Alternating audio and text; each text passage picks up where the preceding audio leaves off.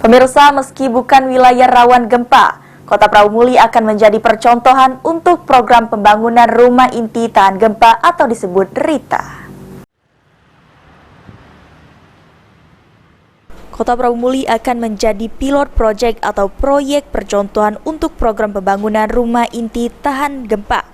Perumahan RITA akan dibangun di Kelurahan Sukaraja, Kecamatan Prabu-Muli Selatan.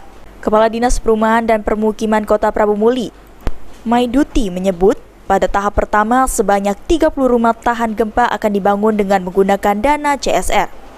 Dalam program tersebut, pihak pemerintah Kota Prabu-Muli menyiapkan tanah seluas 2 hektar untuk lokasi pembangunan.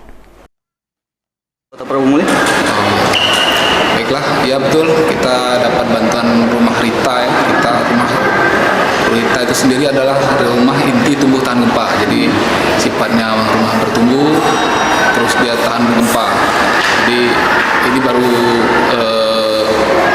rumah intinya. Jadi nanti penerima mengembangkan sendiri. Tahap pertama kita dapat 30 unit dari PT SMF, yaitu Sarana Multigria Finansial Jakarta Persero, atas inisiasi dari Kementerian PUPR Pusat.